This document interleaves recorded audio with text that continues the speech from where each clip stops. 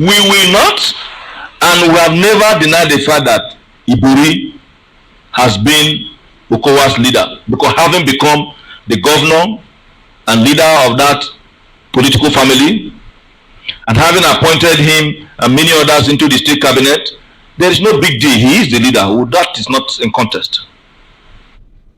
But for those who are saying roadblock, I don't know which road they are blocking. In any political contest, you must be able to look at what is good for your people and what works. The election that took place in Abuja, just like what happened here, was done in the full glare of everybody. And when the last time I checked, Okowa did not vote, just like in Asaba. The delegates spoke and spoke very loud. And in that election, Delta went to that particular primary with just 25 delegates, knowing that we have 25 local government areas. And out of the 25 delegates, there were supposed to be one other delegate per state, the physically challenged, which eventually the party decided not to use. 25 delegates, if you check the gap between Atiku and the closest person, the runner-up, I'm not sure it's only 25 votes. So that you will say that Okowa carried 25 votes, and that was why Atiku won. Atiku won with over 134 votes. And the second runner-up, no, the first runner-up also got as much as 200 and something votes. 237 votes. He came to that particular primary with just 23 delegates from Rivers. Except you are saying that all the other delegates, all the other 200 maybe about 214 delegates or thereabout. So 204 delegates. No, 214 delegates. Except you are saying that they are his children. What it meant is that people from across the divide, the North voted for Wike. The South also voted for Atiku. Even as the North voted for Atiku and the South also voted for Wike. That vote was done secretly. The delegates spoke and spoke very loud. There is nobody who can even guarantee that every delegate from a state voted for a particular person. And if the governor, out of choice, on his own volition, decide he doesn't want to go back to the Senate because he felt that he has already had a feel of the Senate, and as a party man, he's assisting the party to reposition for the purpose of taking over in 2023. I don't know what is wrong with that. For individuals to say because he wants to become, that's why he did not do this. The governor has contributed to the growth of the PDP, and most of you are very much aware. He doesn't boast about it because as a member of the party, he has the responsibility to do that. You also do know how many times the party brought him in to assist in conducting primaries. And so I wouldn't know what anybody is saying to say that the reason why he did not pick the Senate, that's his personal decision. And if at the moment he's helping the party to reposition, I'm not aware there's anybody who is bringing any roadblock. If anybody that's going to block Okowa, I think it should be God. And the last time I checked, I don't think he has offended God for God to take that decision against him. So we're on course. I don't think there's any problem between Governor Okowa and Ibori. These are persons who have worked together very closely.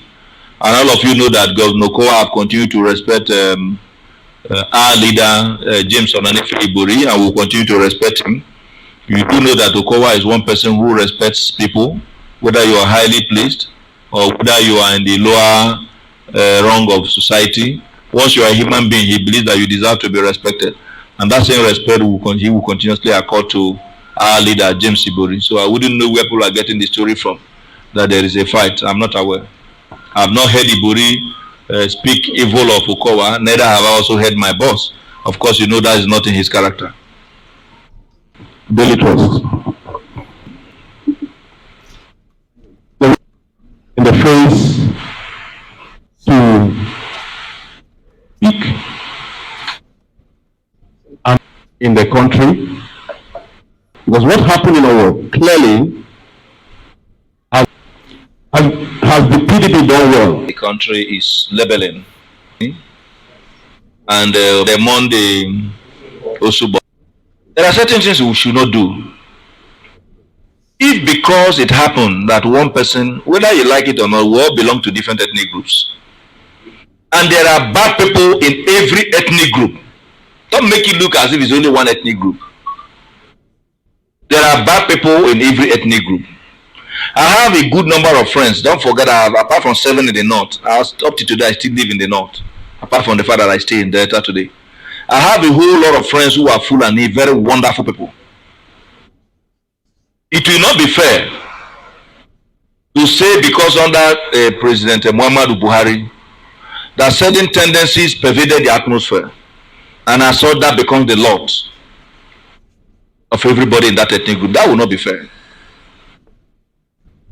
Atiku, you know, has had cause to assist our brother President Olusegun Obasanjo to pilot the affairs of this country, and at that time our economy grew and blossomed.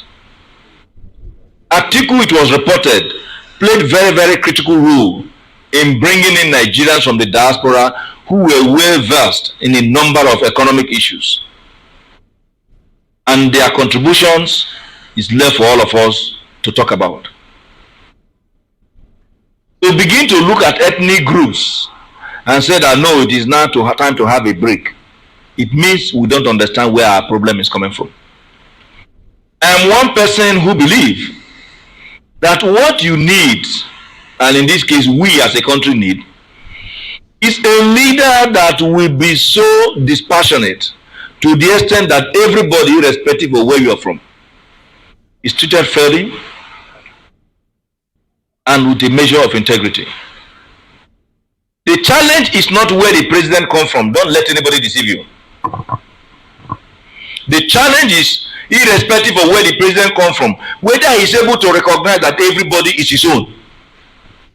So that even if you are from the southeast, when you see a Yoruba man, see him as another southeast man and treat him fairly. When you see somebody from Kara Namoda, treat him as somebody who is also your brother. And that if you are from Katsina, when you see somebody from Nkalago, let him be treated as your brother and give him his fair due. That is what we need. Let us not be bogged down by these primordial sentiments of we need an Igbo man, we need a Yoruba man, or we don't need a Fulani man. That is, to say the least, the most uncharitable thing we can do to our country. Most of you here usually have reason to fly.